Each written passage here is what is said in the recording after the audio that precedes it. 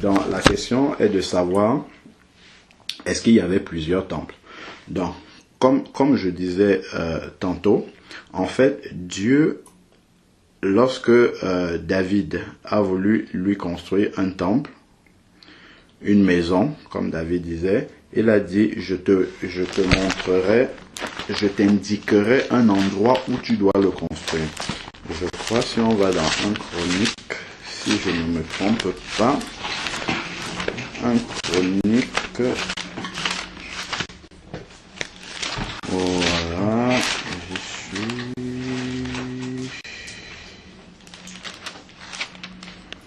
Donc, si on regarde dans 2 Chroniques 3, 2 Chroniques 3, verset 1, il est dit, Salomon commença à bâtir la maison de l'Éternel à Jérusalem sur le mont Moria, qui avait été indiqué à son père David. Donc c'est Dieu qui lui avait indiqué l'endroit où il fallait construire ce temple-là. Et le mont Moria, en fait, n'est pas un endroit neutre. C'est à cet endroit que dans Genèse 22, Dieu avait demandé à Abraham d'aller sacrifier Isaac, son fils. C'était sur le mont Moria. C'est ça, on l'a là. Genèse 22, verset 2. Il est dit, Dieu dit, prends donc ton fils, ton unique, celui que tu aimes, Isaac, va-t'en au pays de Moria, et là, offre-le en holocauste sur l'une des montagnes que je t'indiquerai. Donc ça, c'est en préfiguration de quelque chose qui va venir après. Donc, lorsque David a donc voulu construire le temple, une maison, comme il appelait ça, pour le Seigneur, le Seigneur lui a dit, je t'indiquerai un endroit. Et c'est pour ça que dans 2 Chroniques 3, il est dit, Salomon a commencé à bâtir sur l'endroit qui lui avait été indiqué, qui avait été indiqué à son père David. Par qui? Par Dieu, en fait. La première chose. Et donc, comme je disais tantôt, donc Salomon a bâti le temple. Hein, on peut voir 1 Chronique 28 qui donne les détails de comment est-ce que le temple était bâti, tous les ustensiles, ainsi de suite. Donc, c'était un seul temple qui a été bâti et détruit donc par les Babyloniens. Dans le verset plus tard. Donc, le premier temple avait été détruit par les Babyloniens. Et donc, par la suite, donc le peuple, comme j'étais en train d'expliquer, le peuple juif a été amené en déportation à Babylone. Et lorsque les 70 semaines, enfin les 70 ans, autant pour moi, se sont écoulés que Dieu avait déjà donné, Daniel a commencé à prier et puis justement le peuple a reçu l'ordre justement de pouvoir aller rebâtir le temple. Donc, parce que les Babyloniens, en fait, après, ont été assujettis par les Mèdes et les Perses, dont le roi Cyrus, en fait, était le roi, et c'est lui qui a donné l'autorisation à Néhémie d'aller rebâtir le temple. Voilà. Donc, et rebâtir le temple, ils sont allés rebâtir au même endroit dont je lisais là tout à l'heure, c'est dans... Alors... Esdras 3, verset 6, où il parle d'offrir des sacrifices, des holocaustes. Cependant, les fondements du temple n'étaient pas encore posés. Donc, le premier temple a été détruit par les Babyloniens. Et il fallait absolument que le nouveau temple, qui était le deuxième temple, qu'on le reconstruise exactement au même endroit. Parce que c'est Dieu qui avait indiqué cet endroit-là à David. Donc si on le construit, comme on a lu tout à l'heure dans 2 Chroniques 3, si on le construit ailleurs, le temple ne peut pas remplir les mêmes fonctions. Parce que, en fait, c'est dans le temple que on offre des holocaustes au Seigneur qui sont agréés par Dieu. Si on offre des holocaustes dans un autre endroit, cela ne peut pas être agréé par Dieu. Et le tout premier, comme je disais, il y a un lien, le tout premier holocauste qui devait être offert à Dieu, c'était Isaac, sur le mont Moria.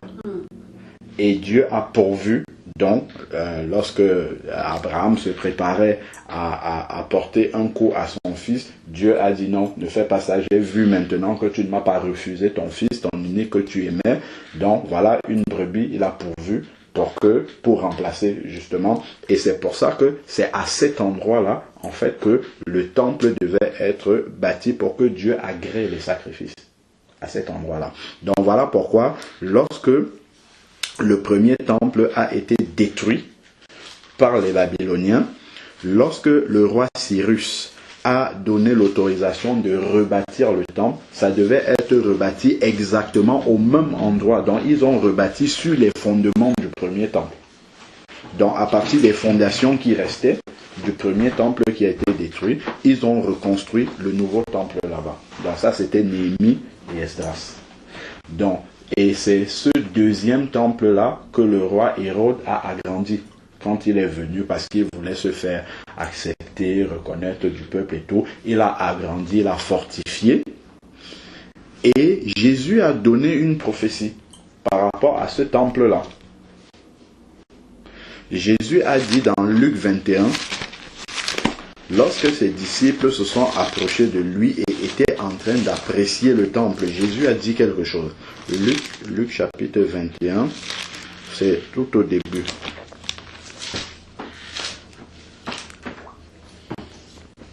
Luc chapitre 21, au tout début, verset 5. Il va dire la chose suivante.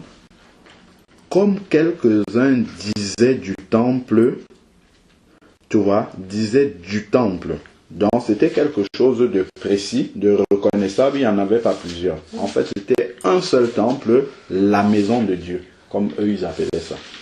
Donc comme quelques-uns disaient du temple qu'il était orné de belles pierres et d'objets apportés en offrande, Jésus dit, les jours viendront où de ce que vous voyez, il ne restera pas pierre sur pierre qui ne soit renversée. Ça, c'est une prophétie que Jésus avait dit. Et donc, il annonçait la destruction du temple. Et lorsque Jésus est mort et ressuscité, c'est en l'an 70, en fait, que la prophétie s'est accomplie. Parce que les Juifs, en fait, se sont révoltés contre l'occupant romain. Parce que quand Jésus était là, déjà, le temple dont on parle ici, c'est le deuxième temple, que Esdras et Néhémie ont reconstruit après la destruction du premier temple qui avait été construit par Salomon. Donc, c'est de ce temple-là que Jésus dit ici là qu'il ne restera pas pierre sur pierre qui sera détruit. Et cette prophétie-là s'est accomplie en l'an 70. Donc, lorsque justement les Juifs ont voulu se révolter de la présence romaine, donc il y a eu un général, ça c'est un fait d'histoire, même sur internet tu vas retrouver. Il y a un fait d'histoire, en fait, il y a justement un général de l'armée romaine qu'on appelle Titus, voilà, donc qui a commandé, qui a dirigé une opération pour mater la révolte. Mais dans cette opération-là, il y a un soldat qui a mis le feu au temple et puis le temple a été détruit en l'an 70. Voilà, et la prophétie s'est accomplie. Et ça, cet accomplissement prophétique-là Et même aujourd'hui encore, il y a des preuves palpables dans un enseignement. Voilà. Au cours d'histoire, on apprend ça, là, quand ils ont mis le feu au temple de Jérusalem, c'est voilà. le cours d'histoire. Exactement. Et tu as même un monument à Rome qui s'appelle l'Arc de Titus. C'est un peu comme l'Arc de Triomphe à Paris. C'est l'Arc de Titus. Mais si tu vas voir, si tu tapes même sur Google Arc de Titus, tu vas voir ça. Il y a des photos. En fait, ils ont sculpté dans la pierre justement le triomphe qu'ils ont eu lorsqu'ils ont détruit le temple. Ils ont récupéré, tu peux voir là-dessus, tu vois le chandelier à 7 branches, la menorah qui se trouvait dans le temple, ils ont récupéré ça pour amener à Rome. Donc, ils ont sculpté là sur l'arc de Titus un peu pour commémorer leur victoire sur les Juifs à ce moment-là. Ils montraient comment les soldats ramenaient en fait des ustensiles qui se trouvaient dans le temple. Voilà. Donc aujourd'hui encore, on peut vérifier cette prophétie-ci que Jésus avait donnée, c'est encore matériel aujourd'hui. Donc ça s'est accompli en l'an 70. Le temple, le deuxième temple, a été détruit. Donc depuis l'an 70, en fait, les Juifs n'ont plus de temple. C'est pour ça en fait qu'ils ne font plus les sacrifices. Ils ne tuent plus les animaux pour offrir à Dieu, parce qu'ils n'ont pas d'endroit pour le faire. Parce qu'ils ne peuvent le faire que sur l'esplanade des mosquées là-bas, à Jérusalem. Parce que quand le deuxième temple dont parle Jésus a été détruit, il y a un seul mur qui est resté, c'est le mur des lamentations, où vous les voyez faire ça là tout le temps. Et ils sont en train de se lamenter parce que le temple n'est pas reconstruit et donc ils ne peuvent pas offrir des sacrifices. Par contre, il y avait beaucoup de synagogues. Et ce n'est pas la même chose que le temple. La synagogue, c'est un lieu de prière, un lieu d'enseignement. On voit souvent Jésus enseigner dans la synagogue. Même après, lorsque les apôtres allaient dans certaines villes où les Juifs étaient exilés, ils cherchaient toujours la synagogue. On voit toujours l'apôtre Paul, par exemple.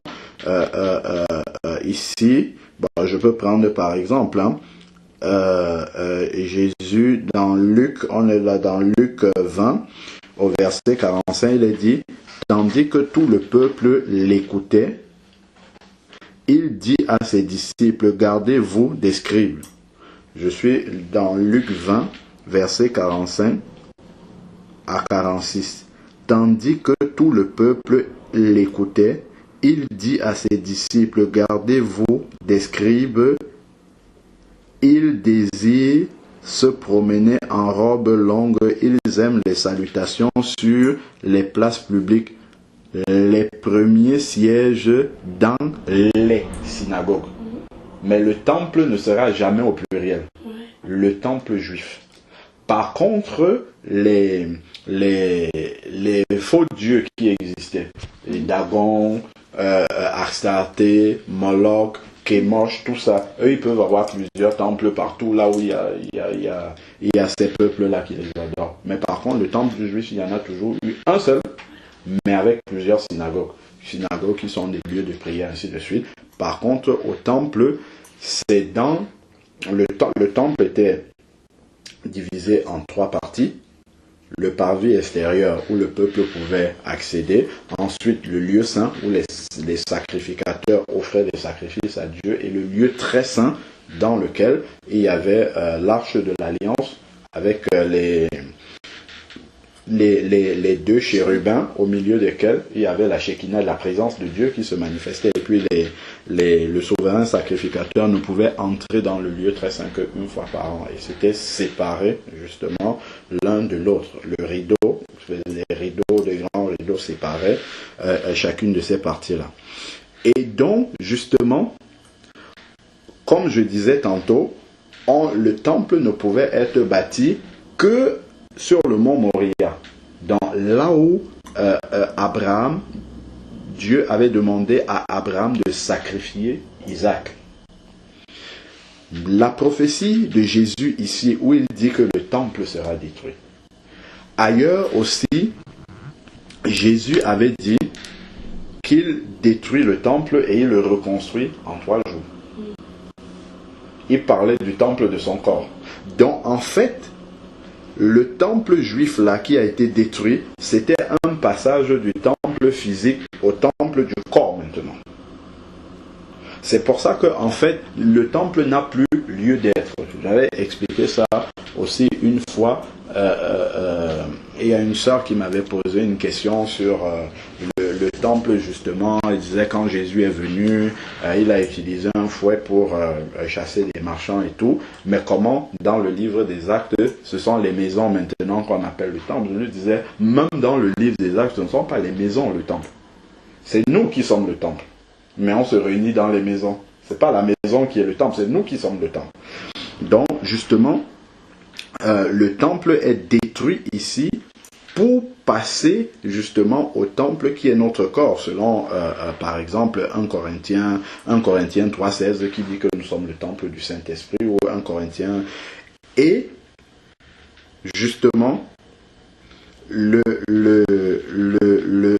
temple de Jérusalem était construit, comme je le disais tantôt, sur le mont Moriah, où Abraham devait sacrifier Isaac, en image justement du temple qu'est Jésus-Christ. Parce que c'est lui qui est le premier temple. La première personne à avoir le corps qui représente le temple, en fait, puisqu'il est le premier en tout. Quand il disait qu'il détruit, il peut détruire ce temple-là et le reconstruire en 3 jours. Il parlait du temple de son corps. Donc c'est lui qui était le premier à avoir un corps qui est le temple de Dieu, parce que l'Esprit de Dieu vivait en lui. Et maintenant, quand il est mort, il est ressuscité, nous sommes devenus une même plante avec lui. Maintenant, nous aussi, à son image, nous pouvons être le temple parce que l'Esprit de Dieu habite en nous. Mais lui, il était le premier en qui l'Esprit de Dieu habitait, puisqu'il est né du Saint-Esprit. Tu vois? Donc lui, il était la première personne à avoir un corps qui est le temple de Dieu. Et comme nous, maintenant, quand nous naissons de nouveau, nous naissons à l'image de Jésus-Christ. Donc nous aussi, lorsque nous recevons Jésus comme Seigneur et Sauveur, l'Esprit de Dieu vient habiter en nous et donc transforme notre corps en temple du Saint-Esprit. Donc nous devenons le temple aussi. Et donc, comme je disais, Abraham devrait sacrifier Isaac sur le mont Moriah en image du sacrifice de Jésus. En image, enfin, comment dire, de façon prophétique, en fait, il annonçait déjà le sacrifice de Jésus. Un type. Un type, voilà. Donc, c'était le sacrifice de Jésus qui était déjà annoncé. Et après, justement, les sacrifices hébreux l'expliquent bien dans les détails, que ces sacrifices d'animaux préfiguraient, parce que le tout premier sacrifice, ça devait être Isaac. Et puis, Dieu a dit, non, c'est pas Isaac qu'il faut offrir, mais la brebis. Donc, et ils ont commencé à sacrifier dans le temple. Tu vois? Et les animaux qui étaient sacrifiés, c'était la préfiguration du sacrifice de Jésus. Oui. Et c'était dans le temple. Et Jésus a été sacrifié, il est mort, il est ressuscité comme le temple de Dieu maintenant. Tu vois? Donc tout ça en fait est corrélé. Donc c'était dès Genèse 22, il y avait déjà la préfiguration du sacrifice de Jésus et que Jésus serait le temple du Saint-Esprit et que nous, en nous identifiant à lui par notre nouvelle naissance, nous devenions aussi le temple du Saint-Esprit. Nous remplaçons, notre corps en fait, remplace le temple qui était à Jérusalem. C'est toute cette révélation-là qui était déjà depuis le début, dans Genèse 22. Mais aujourd'hui, les Juifs veulent reconstruire le temple parce qu'ils n'ont pas compris, déjà ils n'ont pas accepté Jésus. Pour comprendre en fait que il ne faut plus, enfin, ça ne sert plus à rien de rebâtir le temple à Jérusalem. Il faut comprendre, il faut déjà accepter Jésus. Hein? Et quand tu vas accepter Jésus, tu